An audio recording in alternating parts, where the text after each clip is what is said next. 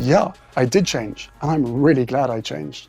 Because rather than getting drunk, falling out of... I don't think that we can ever have peace with my family unless the truth is out there. I believe that my family have been briefing the press solidly for well over a decade. Okay, you guys, listen to this because it's wild. What if, just what if, Buckingham Palace has been quietly pulling off the longest, coldest, most calculated power move in royal history? And the craziest part, what if Harry and Meghan never even saw it coming? Like they were so deep in their own drama, so wrapped up in their freedom and privacy storyline that they didn't realize they were walking straight into a royal trap? I mean, think about it. They literally walked away from the palace saying they wanted privacy, peace, and a normal life for their kids. No flashing cameras, no endless media circus, just peace. And honestly, that sounded fair at the time. Who wouldn't want that after everything they'd been through, right? But oh, the irony. Because, and let's be real, they've done more interviews, documentaries, and tell-all moments than any royal couple in modern history. Seriously, it's like every few months, boom.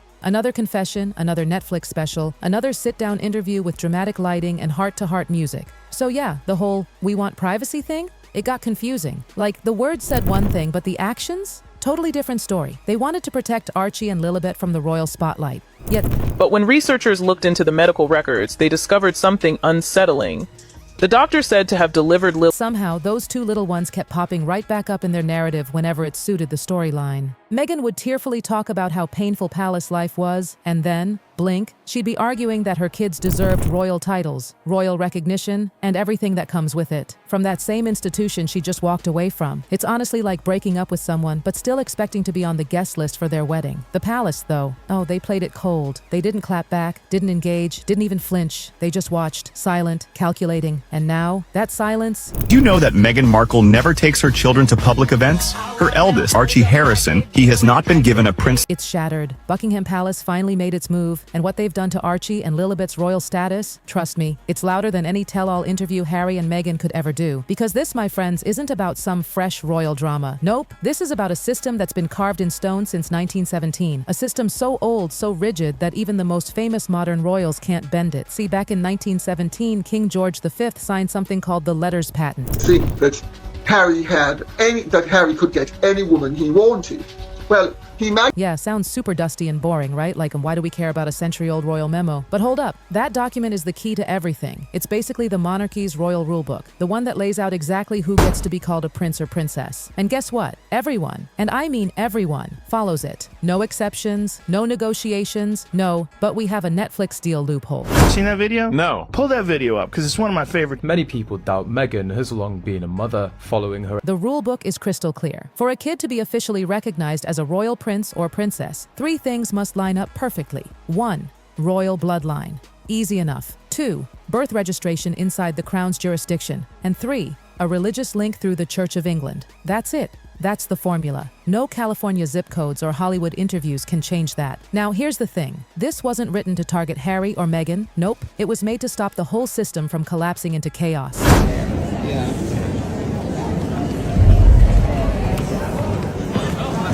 Because imagine if there weren't clear rules. Suddenly, every second cousin, every influencer who married a distant duke, every person with the slightest royal blood would be screaming, "My kid deserves a title." Total madness, right? These century-old rules might sound ancient, but they carry way more weight than any Netflix documentary or glossy magazine cover. The royal machine doesn't care about feelings or hashtags or who's trending this week. It only cares about order. The monarchy is all about keeping things structured, predictable, consistent. Because once you bend the rules for one person, you open the door for everyone to demand special treatment. Prince Harry and Meghan Markle have revealed a rare new image of their kids, Archie and Lilibet. And then, the whole thing starts crumbling. Love them or roll your eyes at them. The royals survive because they stick to their system. That's how they've lasted for centuries. And believe me, they're not about to throw all that away just because of a PR storm. So here's what happened. Harry and Meghan thought their celebrity power, their media reach, their influence could maybe, just maybe, make Buckingham Palace flex those old rules. But the palace? It's like it's not your child, it's the institution's child. She's saying, no, this is my baby. I was there. Oh no. They pulled out the 1917 rulebook and went, Sorry, this is how it's always been done. That's when everyone realized this isn't about public sympathy or emotional interviews. This is about a system that doesn't care about feelings. It cares about tradition. So yeah, turns out the whole game was rigged before it even started. Now let's rewind to May 2019. The world's watching and baby Archie arrives. The first Sussex baby. It should have been this dreamy royal fairy tale moment, right? Does Meghan always hide her kids' faces? No one realized it's her way of getting attention. Not long ago, photos of Britain does royal babies like nobody else. Grand announcements, cheering crowds, cute balcony waves, the whole deal. And at first everything looked normal. The palace made the announcement. People were thrilled. Harry and Meghan showed off baby Archie to the world in that sweet little photo op. It was all going smoothly until it wasn't, because then something happened that made everyone's eyebrows shoot up. Archie's birth certificate got changed. Yep, after it was already filed. And not just a little typo correction. Oh no, Meghan's entire name, gone, vanished. Originally, it said Rachel Meghan, just like her real name. But suddenly the record was updated to say only Her Royal Highness the Duchess of Sussex. No personal name, just the title. And that, in royal terms, is huge because no one, not Princess Diana, not Kate Middleton, ever had their names removed from their kids' birth certificates. So everyone started asking, why? Did Meghan request it? Did the palace force it? Was it a formality or a subtle royal message? Nobody explained it. There was no statement, no clarity, just silence. And in that world, silence speaks volumes, because in the royal system, everything, every tiny word, every bit of protocol follows decades of pattern. When that pattern breaks, people notice. Birth certificates in the monarchy aren't just boring paperwork. They're legal artifacts that stay in history forever. You don't just casually edit them like an Instagram caption, especially not when it comes to a royal baby. So when Meghan's name disappeared, the whispers started. People wondered if it was the palace quietly signaling something about Archie's place in the royal setup. It was like a subtle hint, a change in tone, that maybe Archie wasn't quite as securely in the fold as everyone had assumed. It was quiet but deliberate, and that's what made it so eerie. In a family where everything is done with precision, when something different happens, it's almost never an accident. For every royal before Archie, things had gone exactly by the book, every document spotless, but Archie's paperwork, it stood out. It was different. And when something stands out in the monarchy, it means something deeper is happening beneath the surface. Think of it like someone changing the locks on a door but not saying why. You can't help but wonder, what's going on behind that door? And if Archie's situation raised eyebrows, well, Lilibet's? Oh, that took everything to a whole new level. Fast forward to June 2021. Meghan gives birth to Lilibet Diana in California. Instantly, things are off script. No formal announcement from Buckingham Palace, no traditional birth notice outside the palace gates, no formal portrait session, none of it. Instead, the news came straight from Harry and Meghan's own PR team. A press release, that's it. Now for Hollywood, totally normal. For a royal birth, practically unheard of. So, when Lilibet was born in California, the royal baby rules went right out the window. No palace bulletin, no balcony appearance, no fancy car ride with the crowd cheering. Nothing. It was handled completely privately, like a celebrity birth. Not a royal one, and again, that might sound small, but in the royal world, that silence was deafening. Because for centuries, every royal baby has been publicly acknowledged. The palace always releases a statement. Always. It's not just about being polite, it's symbolic. It officially weaves that child into royal history, making them part of the crown's legacy. But for Lilibet, crickets. No mention from the Queen, no official record, no palace seal, just silence. And that silence was the statement. See, when the palace doesn't say something, it's not forgetfulness. It's intentional. It's their way of drawing a line. Quietly, formally, and permanently. Because every royal birth that is recognized becomes part of the monarchy's permanent documentation. It's like getting your name written into the royal family tree in gold ink. So when the palace doesn't acknowledge a birth, that name never makes it into the book. When you compare Lilibet's birth to William and Kate's children, the difference is night and day.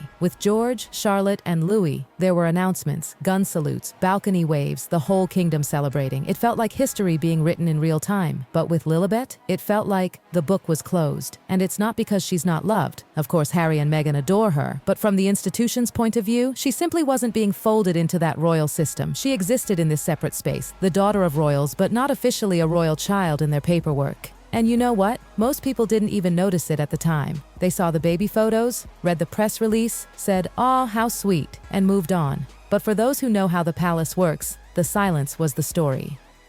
Because when Buckingham Palace doesn't respond, it's rarely an accident. It's how they speak without ever having to say a word. And that brings us to the next piece of this puzzle, the baptism. Because that's where things got even more complicated. In royal tradition, a baptism isn't just a family event. It's the official moment a royal child becomes spiritually and institutionally connected to the crown. It's huge. It's the Church of England saying, this child is now part of the royal fabric. But for Lilibet, that link never officially happened. Yes, there was a baptism in March 2023 in California. It was sweet, private, surrounded by friends. It was a beautiful moment for Harry and Meghan, but it never made it into the official Church of England records. And that part? That's what matters to the monarchy. Every royal baby before her, from Charles to William's kids, had their baptism recorded in the church's official documents. It's what ties them to the monarchy's religious lineage. It's like the royal version of being in the system. But for Lilibet, the record doesn't exist in those books. So even though her baptism absolutely happened, it didn't happen within the structure that connects royal children to that long line of kings and queens. It was spiritual for Harry and Meghan, but not institutional for the crown. The paperwork got finalized. The palace formalized what had already been clear for years, that Archie and Lilibet would not be part of the official royal structure. No titles, no official documentation in the family records, no Church of England baptism listing, just silence. Legal silence. And that's exactly what's happened here. The kids will still grow up loved, surrounded by opportunities, with parents who adore them. But they'll also grow up knowing they were this close to being part of royal history, and yet officially left outside it. It's tragic and poetic all at once, because their parents fought for freedom, for independence, for peace, and they got it. But that freedom came with a cost. The quiet erasure of their children from royal history. And that's what Buckingham Palace's silence has finally revealed. This wasn't some dramatic public feud. It was a slow, methodical closing of a door. It's the monarchy saying, we wish you well, but you're no longer in the system. No press conference, no statement, just the quiet power of tradition doing its work. And in a world that runs on viral interviews and trending headlines, that kind of silence, that's the ultimate royal move. So yeah, Meghan and Harry's kids might be growing up far from London, far from the palace in sunny California, but the echoes of those royal rules, they're going to follow them for life. It's the story of a family that walked away, and a system that never looked back. And honestly, that might be the most heartbreaking twist of all.